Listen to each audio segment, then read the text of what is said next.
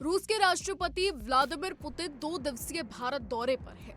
गुरुवार 4 दिसंबर को शाम में जब उनका विमान नई दिल्ली पहुंचा तो उनके स्वागत के लिए भारतीय प्रधानमंत्री मोदी प्रोटोकॉल तोड़कर पहुंचे थे। ये दोनों देशों के साथ ही दोनों नेताओं के बीच गर्मजोशी भरे रिश्ते का प्रमाण है।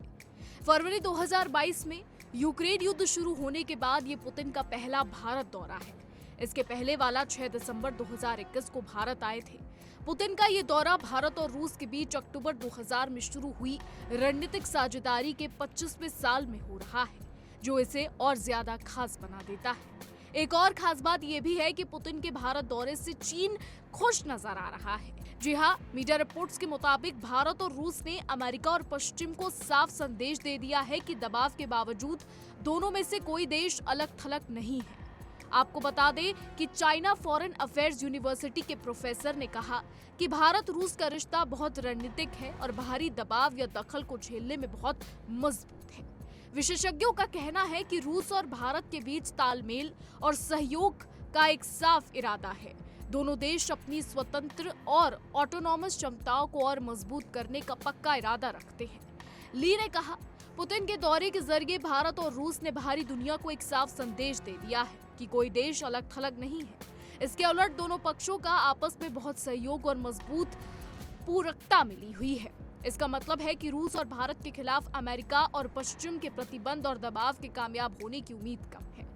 बता दें, पुतिन का भारत दौरा मंगलवार को क्रेमलिन में ट्रंप के विशेष दूत स्टीव विटकॉफ से उनकी बैठक के बाद हुआ है।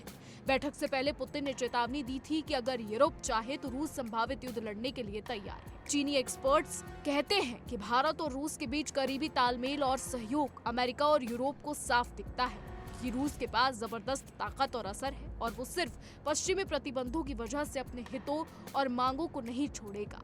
साथ ही भारत के भी पीछे हटने की संभावना नहीं है। आपको ये भी बता दें कि राष्ट्रपति पुतिन ने प्रधानमंत्री मोदी की भी तारीफ की थी।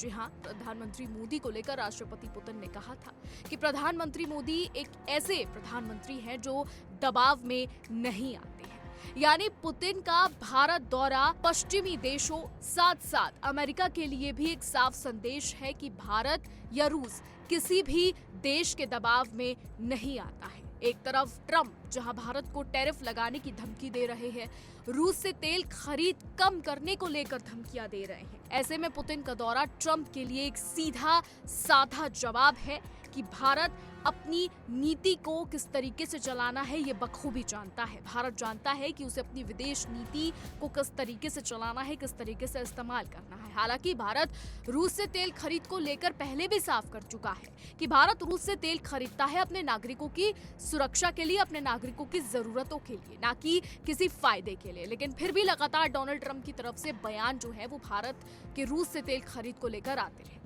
और अब जब हाल ही में रूसी राष्ट्रपति पुतिन जो है भारत आए हैं, इसको लेकर जो है ट्रंप हो या फिर वेस्ट के कंट्रीज हो, इनमें खलबली मची हुई है। यही नहीं, पाकिस्तान में भी खलबली मची हुई है। लेकिन इस बीच रिपोर्ट्स के मुताबिक चीन जो है पुतिन के भारत दौरे से काफी खुश नजर आ रहा है। अब सबसे बड़ा फैक्टर है यहाँ पे RIC फोरम का। जी हाँ, रशिया, इंडिया और चाइना, ये वो फोरम है जो एशिया की पॉलिटिक्स को काफी बड़ा बना सकता है। यानी जियो पॉलिटिक्स में काफी बड़े बदलाव ये कर सकता है अगर RIC एक हो जाए। रशिया पहले ही कह चुका है कि वो RIC को फिर से शुरू करना चाहता है।